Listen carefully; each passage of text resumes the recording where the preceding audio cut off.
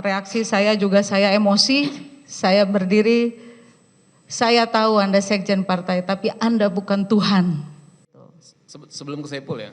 Nah pada waktu saksi komunikasi via WhatsApp dengan Doni Tri Istiqomah tadi ya. Apa yang disampaikan segini? Ingin segera disampaikan itu apa? Disebut nggak pada waktu itu? Ada pesan siapa gitu yang ingin disampaikan segera?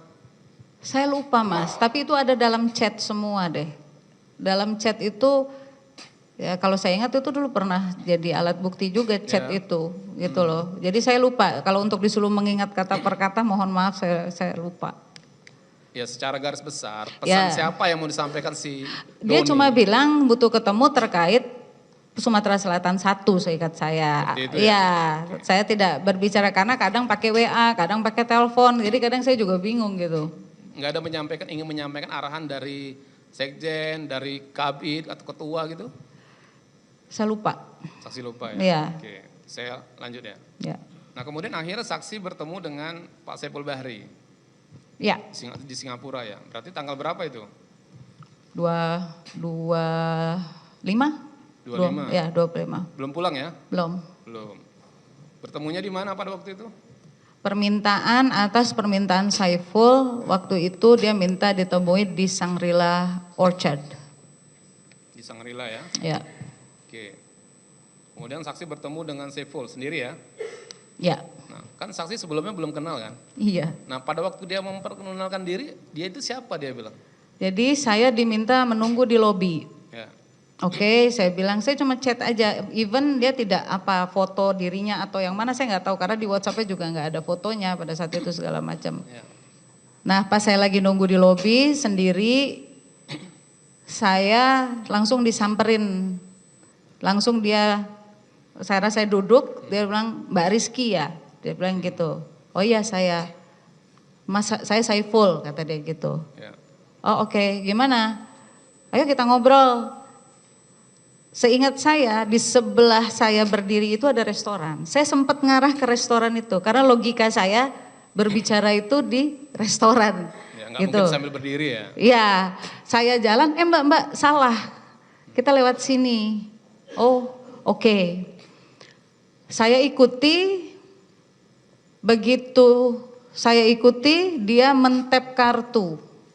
Di situ saya spontan cari handphone dan langsung merekam dari dalam lift karena saya melihat tab lantai mezanin bukan dan itu menuju lantai 10. Lantai 10 ya. Gitu. Terus bicaranya di mana? Di kamar atau di lobi? Ya, saya masuk begitu keluar lift, saya lihat kanan kiri, oh ini kamar semua. Saya ikuti, saya masuk ke kamar tersebut. Dan saya dulukan beliau jalan, saya lihat, ya mohon maaf saya nggak kenal ini orang gitu, ini siapa, jadi saya berdiri dulu di pintu, mbak masuk, kata dia gitu-gitulah. Saya lihat, oke, saya duduk, kamar itu besar sekali memang. Dia di seberang, saya ngambil posisi di seberang dekat ke arah pintu. Ya. Ya. Nah pada waktu itu kan saksi agak khawatir nih ya kan? Ya iyalah kan Mas. Baru pertama kali ketemu Saiful. Ya. Nah saksi nggak kontak Doni pada waktu itu, Pak Doni? Atau WA kayak gitu? Saya sudah cukup males sih nanya lagi gitu waktu itu. Ya. Karena kalau saya ambil handphone pada saat itu pasti kan akan ngaruh juga. Saya kan posisinya ngerekam. Oke. Gitu. Berarti saksi masuk ke kamar, ya. Berdua dengan Saiful Bahri dan saksi merekam kegiatan pada waktu itu? Iya. Oke. Nah sekarang yang saya tanyakan kepada saksi, nah apa yang disampaikan oleh Saiful Bahri kepada saksi pada waktu itu? Karena kan mendesak nih kesannya. Ya awalnya dia menceritakan siapa dia. Ya siapa dia katanya? Ya menurut dia bagian dari partai, dia kerabat dekat Pak Sekjen dan dia datang itu karena perintah Pak Sekjen gitu-gitulah. Ya. Gitu. Okay. Nah, kemudian setelah basa-basinya itu menceritakan itu baru saya yang menanyakan ini intinya apa ya? Saya bilang gitu. Betul. Terus ya dia mulai dengan narasi panjang lagi sampai akhirnya berbicara terkait bahwa dia datang membawa fatwa Mahkamah Agung. Gitu. Ada bawa fatwa Mahkamah Agung. Ya, dan banyak sekali kertasnya dan saya nggak mau sentuh. Dijelaskan nggak isi dari fatwa, dokumen-dokumen yang dibawa itu? Dia bilang kurang lebih dia cuma menunjukkan oh ini kerja saya lah, kurang lebih gitu. Karena ada berapa bundel, ada kertas. Ya saya cuma posisi saya cuma oh gitu. Nah kan tadi menyebut Mahkamah Agung ya. Iya. Ya. Dijelaskan nggak apa keputusan Mahkamah Agung pada waktu itu dengan saksi? Iya. Apa dia? Bahwa ada kewenangan partai terkait fatwa MA itu. Ya. Sempat saya beradu argumen karena saya juga membaca fatwa MA itu. Ya apa isinya? Isinya ya kan banyak ya. Intinya fatwa itu adalah kewenangan partai, kurang lebih ya, untuk dapat mengusulkan atau apa caleg terpilih gitu, memutuskan caleg terpilih apabila ada berhalangan tetap gitu. Baik, saya coba bacakan bunyinya ya, nanti benar nggak seperti ini gitu, mengingatkan memori saksi aja. Jadi isi dari putusan Mahkamah Agung itu ya, uji materi ini ya. Jadi perolehan suara, ini putusan Mahkamah Agung nomor 57P tanggal 19 Juli 2019. Perolehan suara calon anggota legislatif yang meninggal dunia untuk pemilihan anggota DPR dan DPRD dengan perolehan suara terbanyak seharusnya menjadi kewenangan diskresi dari pimpinan partai politik untuk menentukan kader terbaik sebagai anggota legislatif yang akan menggantikan calon anggota legislatif yang meninggal dunia tersebut dengan tetap memperhatikan peraturan perundang-undangan. Seperti itu bunyinya, saya ingat. Saya tahu isinya bukan dari Saiful, saya membaca. Karena kan kalau putusan Mahkamah Agung bisa diakses. Bisa ya? Iya, jadi saya pada saat sudah mulai, media kan mulai ramai pada saat itu, saya mencari tahu. Nah, Saiful membawa itu bukan bundel juga, jadi kayak amplop coklat, amplop itu tulisan depannya Mahkamah Agung. Jadi dia bilang saya membawa fatwa, saya bilang saya nggak peduli, gitu. Jadi intinya oke lah, kan saksi Saiful buat dokumen lah ke pasar, ditunjukkan lah semua. Iya. Nah intinya apa yang disampaikan Saiful ke saksi, kan itu lagi balik. Iya, intinya saya disuruh mundur. Saksi diminta mundur sebagai caleg terpilih. Betul. Tujuannya supaya apa? Supaya atas nama saudara Harun Masiku ini bisa menduduki posisi DPR RI terpilih gitu. Untuk dapil Sumsel 1. Iya. Oke. Nah, saksi ya. Kan saksi kan baru pertama sekali ketemu dengan Pak Saiful. Betul. Ya. Nah, bagaimana saksi bisa meyakini ya bahwa yang disampaikan oleh Saiful itu memang dari Sekjen? Jangan-jangan nih, kita kan khawatir nih, jangan-jangan Saiful Bahri ini hanya mencatut nama, kan seperti itu ya? Betul. Nah, bagaimana saksi membuktikan bahwa benar ini ada pesan yang disampaikan oleh Saiful setelah dihubungi Doni tadi dari Pak Sekjen, bagaimana? Yang pasti yang saya pahami, perintah Sekjen itu keluar dari mulut Saiful berkali-kali. Dan kemudian di hadapan saya untuk mengkonfirmasi tersebut, dia teleponlah Doni Tri Istiqomah, gitu loh. Nah di dalam percakapan itu seingat saya, Doni Tri itu bilangnya, udah saya nanti yang ngomong sama Sekjen gini-gini, gitu terus gitu loh. Jadi masalah faktor kedekatan dengan Sekjen atau atas perintah Sekjen itu yang saya pahami based on verbalnya dari Saiful Bahri dan Doni Tri Istiqomah, karena ada percakapan di telepon itu. Karena ini saya loudspeaker ya, biar si Rizkinya dengar gitu. Jadi Doni mengkonfirmasi Saiful mengkonfirmasi ke Doni karena saksi menolak untuk mundur. Iya, karena saya ngotot, saya bawa data tidak diterima sama Doni Tri kemarin.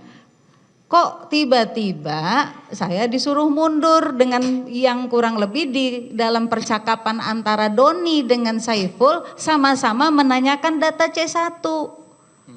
Kan lucu buat saya gitu loh. Apakah saya meyakini itu Kalau bicara faktor kedekatan ya yang namanya berulang kali dia menyampaikan itu ya saya mendengar iya aja gitu loh. Ya, baik. Nah, saksi ya.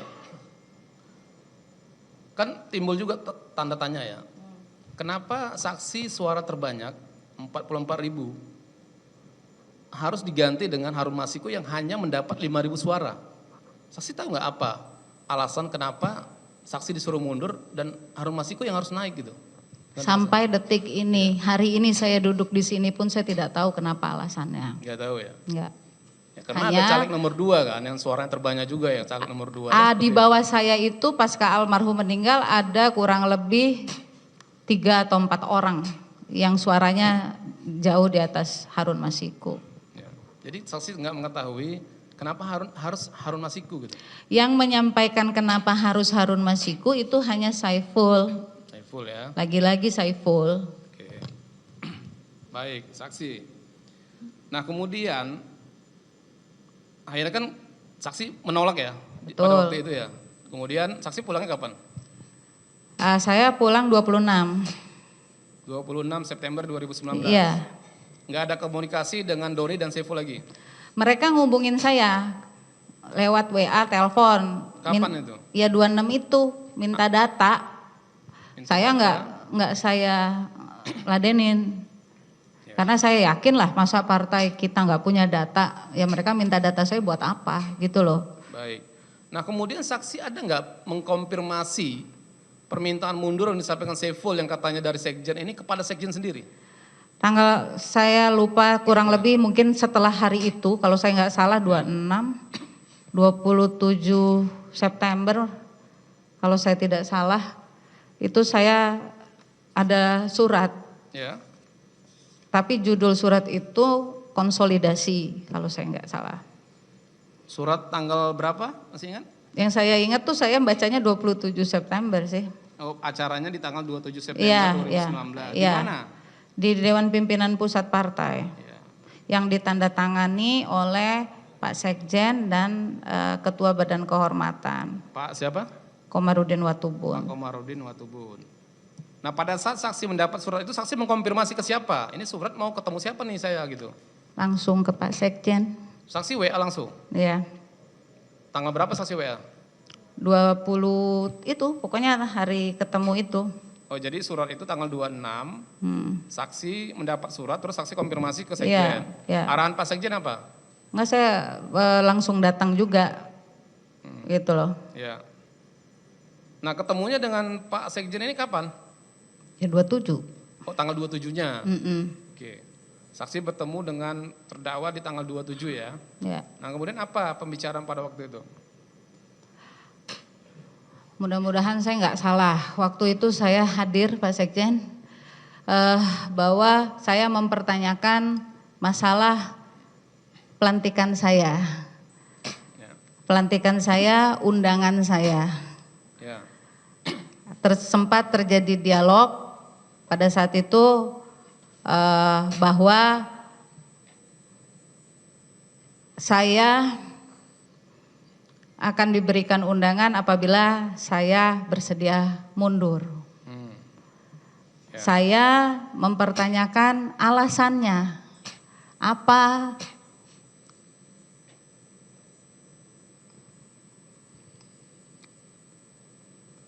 Apa alasan saya disuruh mundur pada saat itu? Karena saya juga saya kader partai, saya bekerja buat partai ini juga, dan waktu itu saya jujur saya sudah sedikit emosi karena capek.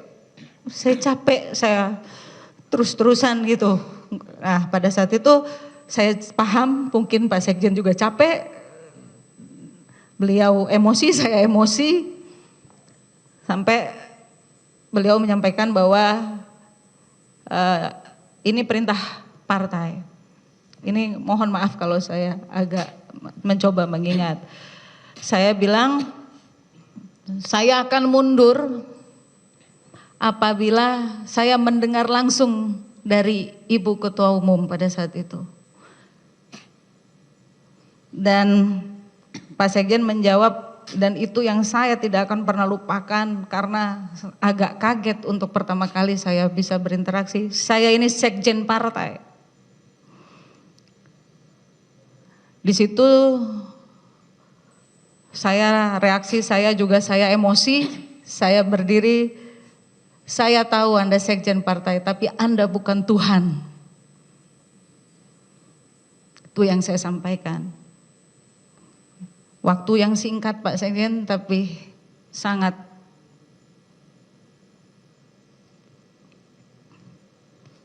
melekat sampai sekarang di kepala saya.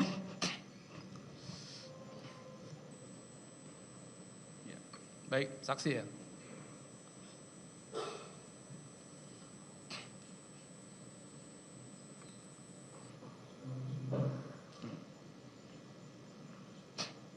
Mungkin saksi mau bisa minum dulu sebentar, izin. Tisu. Tisu ya.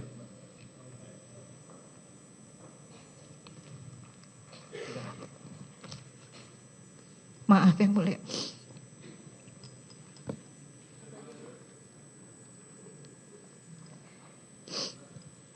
Ya, dan saya emosi, saya jujur saya akui saya emosi pada saat itu. Dan memang dilerai oleh Pak Komarudin Watubun, saya langsung meninggalkan ruangan. Saya meninggalkan ruangan dan habis itu saya langsung pulang. Baik saksi ya, kita ini kan ingin mencari fakta ya. Jadi kan terjadi perdebatan antara saksi dengan terdakwa pada waktu itu kan seperti itu ya. Nah apakah setelah saksi mengatakan Anda bukan Tuhan itu kemudian terdakwa ada menyampaikan lagi gitu? Yang saya ingat sudah saya sampaikan, yang saya ingat ya dalam hari ini ya. Untuk mengingat kembali. Saya bacakan ya saksi, saya bacakan yang mulia. BAP nomor 14 yang mulia. Saksi ya, saya bacakan supaya ya setidaknya mengingat memori ya. Pada saat itu Hasto marah dan menggebrak meja, mengatakan saya ini sekjen. Kemudian saya spontan berdiri dan mengatakan Anda bukan Tuhan. Kemudian Hasto mengatakan Anda melawan saya. Kemudian saya jawab iya, saya melawan Anda tapi bukan partai. Ada ucapan seperti itu? Ya. Ada ya, baik. Nah kemudian tadi kan saksi mengatakan saksi akan bersiap mundur ketika saksi sudah bertemu dengan ketua, ibu ketua ya. Jadi saksi ketemu dengan ibu ketua? Enggak jadi? Ya. Enggak jadi pada waktu itu? Ya siapalah saya mas, ketemu kan enggak gampang. Ya betul, baik.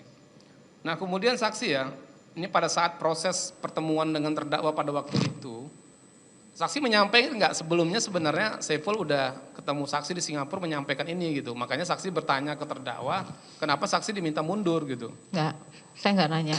Langsung to the point aja, kenapa saksi diminta mundur? Ngapain lagi, kan gitu. Baik, saksi ya. Nah, ketika pada saat itu kan saksi langsung keluar dari ruangan itu kan. Saksi tidak bersedia mundur dan kemudian saksi kan dilantik. Ya. Pada waktu pelantikan itu apakah pada saat proses pertemuan itu, apakah ada pembicaraan terkait dengan surat undangan pelantikan yang disampaikan terdakwa kepada saksi? Yang pasti pada saat menuju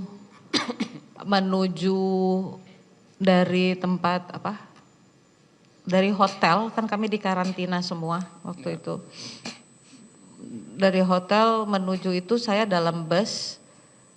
Saya awalnya duduk di belakang sendirian, tiba-tiba didekati oleh di sebelah kanan, karena saya duduknya yang posisi jendela di bus itu, sebelah kanan saya Vita Ervina, di sebelah Vita Ervina ada Maria Lestari.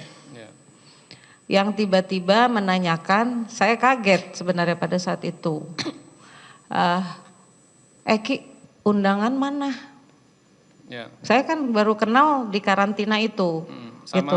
Vita Ervina dan Ibu Maria Lestari. Iya, memang dari awal mereka mendekati saya di tempat karantina itu, Yeah. gitu.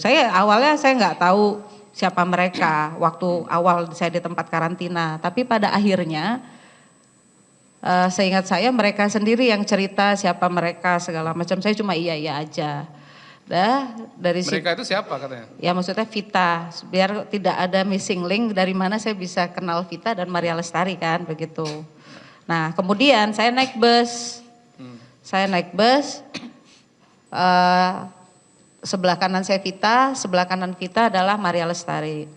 Tiba-tiba saya lagi duduk ngadep jendela ini, dia tiba-tiba undangan mana? Bentar lagi ada petugas mau nanyain undangan. Undangan pelantikan ya? Undangan pelantikan. Waktu itu saya langsung jawab, undangannya sudah duluan berangkat ke DPR. Oh gitu, tapi ini dicek loh sekarang, itulah kurang lebihnya. Dan karena Maria di sebelah Vita, ada undangannya gitu, cuma gitu doang ya. Cuma saya bilang ada, udah di. Nah disitulah saya aneh gitu, kok bisa orang di luar saya bisa tahu perihal undangan ini. Karena saya pun tidak bercerita ke siapapun, hanya ke suami saya dan juga ada 4 orang tim saya gitu. Ya, ada apa dengan undangan ini gitu? Saksi belum menceritakan masalah undangan di persidangan ini. Terkait pelantikan saksi, kenapa undangan itu? Ya kan kalau dilantik harus pakai undangan. Ya undangan saksi di mana? Ya yang saya tahu undangan saya di DPP partai. Waktu itu Ada di siapa? Ya waktu itu saya mempertanyakannya ke Pak Sekjen. Masalah Pak Sekjen ngasihnya ke siapa kan saya nggak paham. Yang saya tahu secara organisasi, ya secara organisasi sekali lagi saya sampaikan bahwa itu harusnya adalah kewenangan DPP partai yang mungkin saja itu diketahui oleh Sekjen. Ya.